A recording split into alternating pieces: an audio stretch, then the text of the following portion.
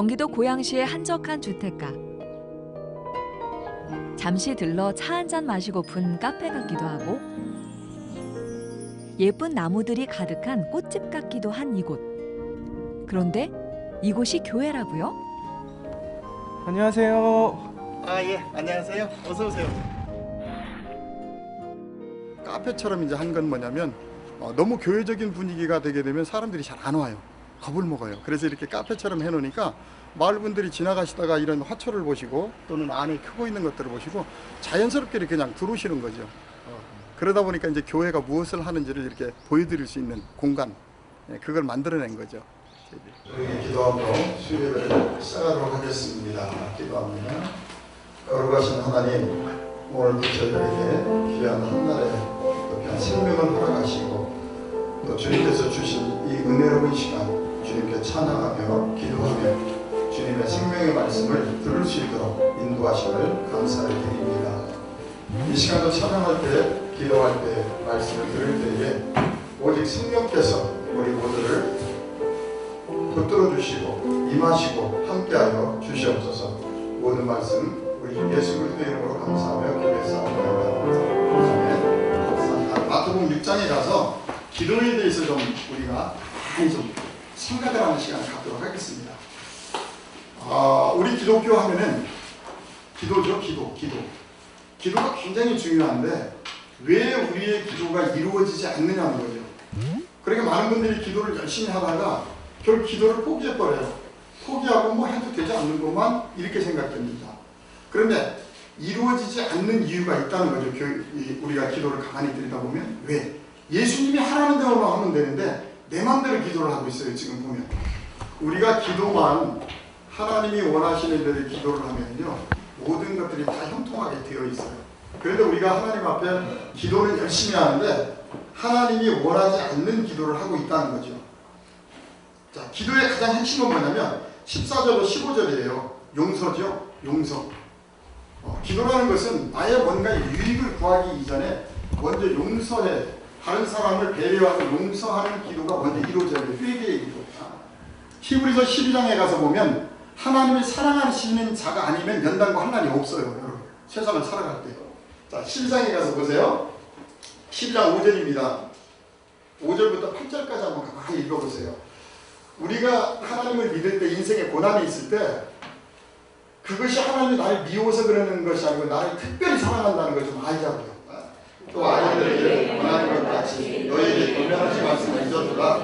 일렀으되 내 아들아 주의 징계하심을 경히 여기지 말며 그에게 표전함을 받을 때 낙심하지 말라. 주께서 사랑하신 자를 징계하시고 그가 받아들이시는 아들마다 째찍지마 하리라 하셨으니 너희가 참으면 징계를 받게 하리라. 하나님이 아들과 같이 너희를 교화하시나니 어찌 아버지가 징계하지 않는 아들이 있으리요. 징계는 다 받는 것이거늘 너희에게 없으면 사상자요? 아멘. 그런데 왜 우리는 고난이 오면 하나님이 나를 버려버렸다고 생각하죠? 나를 잊어버렸다고 생각해요. 하나님은요 오늘 말씀처럼 친아들, 친자녀가 아니면 절대 고난을 주지 않는다. 그럼 고난이 왔을 때 그럼 어떻게 기도해야 되느냐는 거죠? 그때는 어떻게 기도해야 돼요? 바로 기도의 자리에 앉아서 이 문제를 통해서 내가 하나님, 뭐가 하나님하고 관계성에서 문제가 있는 거죠? 하고 질문을 해야 돼요.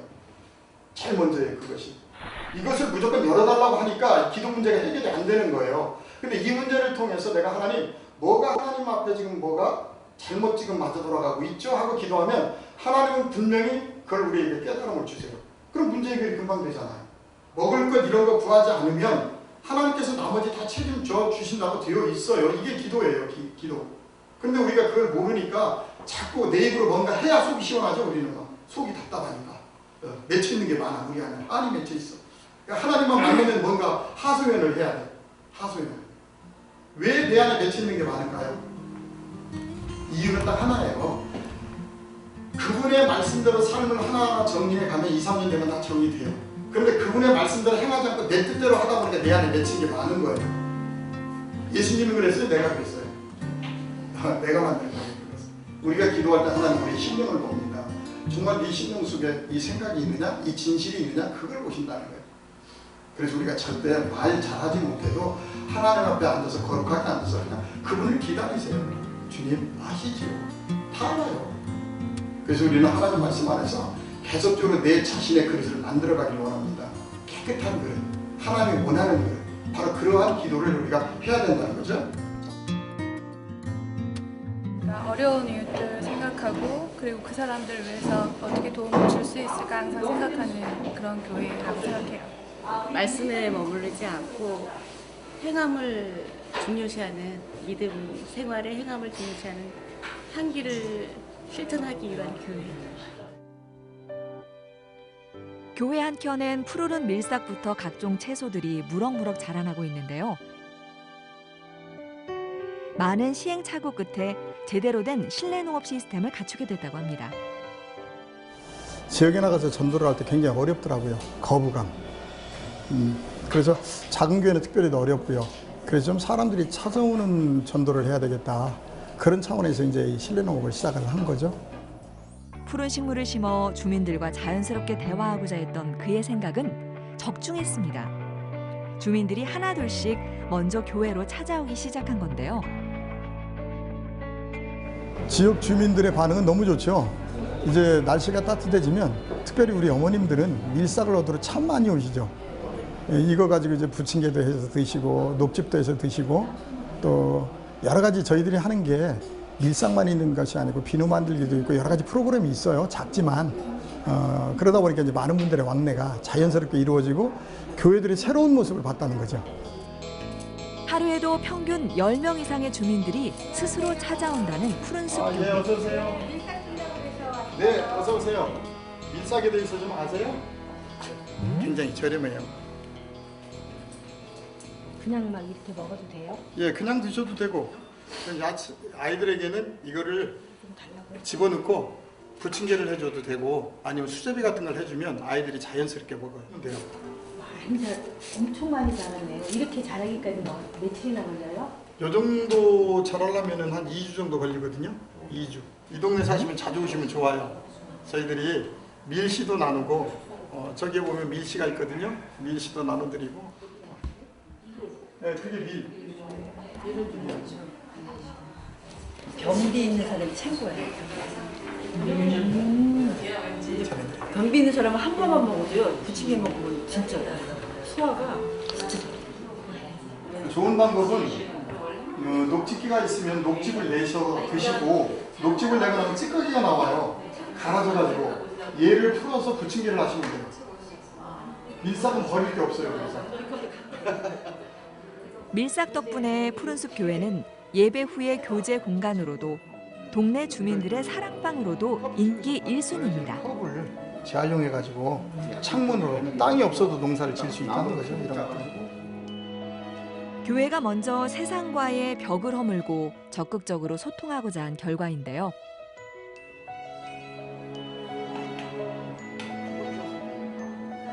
교회가 이렇게 푸르게 생겨서 처음에는 좀 생경했어요. 그런데 대척교회들이 좀 이렇게 저는 교인이거든요. 예수 믿어요. 그런데 교회들이 이렇게 문턱을 낮춰서 성도들이 주민들이 그러니까 드나들 수 있다고 그러면 좋을 것 같아요. 그런데 갑자기 정성스레 재배한 밀싹을 싹둑 자르시는 목사님. 목사님 이거 왜 자르시는 거예요? 이거 잘라가지고요. 녹즙도 내고 아니면 부침개도 하고 또 이제 얻으러 오셨으니까 나눠드려야죠. 누구든지 밀싹을 얻어가기도 하고 함께 둘러앉아 밀싹 부침개부터 녹즙을 마시며 함께 교제할 수 있는 공간. 웰빙 트렌드에 맞춘 최고의 전도 전략이 아닐까 싶은데요.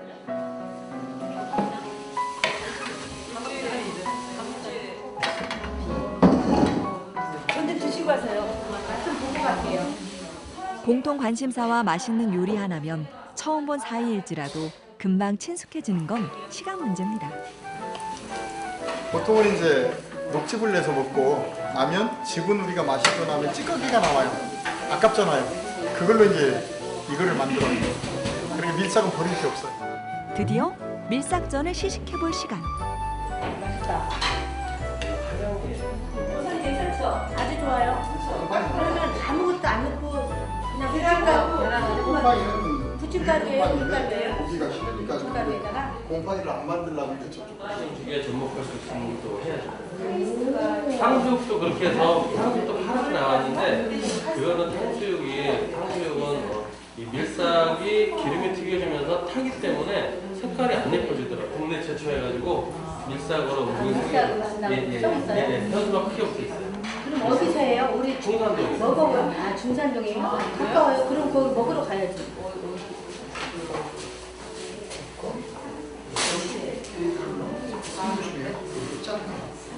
직접 재배하는 걸 가르쳐 주시는 거예요? 어떻게 예, 하는 방법을? 그래야 이제 거기서 직접. 재배하고 모자라면 여기서 이제 목사님이 좀 주시고 이렇게 목사님이 또 이제 많이 힌트를 주시고 많이 도움을 주셔서 그런 걸 개발하게 됐고요. 그리고 중국 음식이 일반적으로 기름기가 많아가지고 소화가 잘 안 되고 그런 음식으로 해서 안 드시는 분들도 많은데 밀싹이 워낙 소화를 잘 시키고 독소 배출이나 이런 몸에 좋은 그런 성분들이 많기 때문에 그걸 이용해서 음식을 만들면 짜장이나 짬뽕을 하면은 훨씬 건강도 좋고 그리고 중국 음식이 더 많은 사람들한테 이렇게 좋은 그 호응을 받지 않을까 싶어서 그걸 한번 만들어 봤습니다. 어떻게든 성도들과 주민들에게 도움을 주고자 하는 목사님의 진심이 고스란히 전해지는데요. 네, 하세요. 네, 네, 안녕히 가십시오. 다들 오셔서 다음에 이렇게 하나를 아예 우리도 해야 되겠어요. 집에서 키우세요. 씨를 드릴 테니까. 드시고 하신 조금밖에 안 되겠는데? 네, 가세요. 이색 아이디어를 통해 지역 주민들이 먼저 교회를 찾아오도록 만든 푸른숲 교회. 목사님은 개척교회의 이 작은 도전이 한국교회의 새로운 모델이 되길 기도합니다. 앞으로 미래 교회에 새로운 동력을 만들어내 보자는 거죠. 각 지역에 맞는. 그 중에 가장 중요한 게 먹는 거더라고요. 그래서 저는 농업에 포커스를 맞춰가지고 이걸 통해서 교인들의 영적인 것과 또 육적인 복지까지를 만들어내려고 하고 있는 거죠.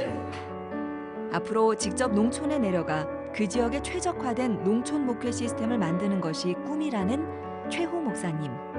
저희가 기도하는 제목은 단 한 가지입니다.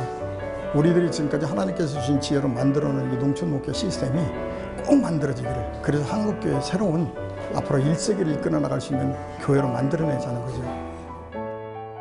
지역 주민들에게 두 팔을 활짝 벌린 고향 푸른숲 교회. 미래 농촌 목회를 이끌어갈 푸른숲 교회의 힘찬 발걸음을 응원해 봅니다.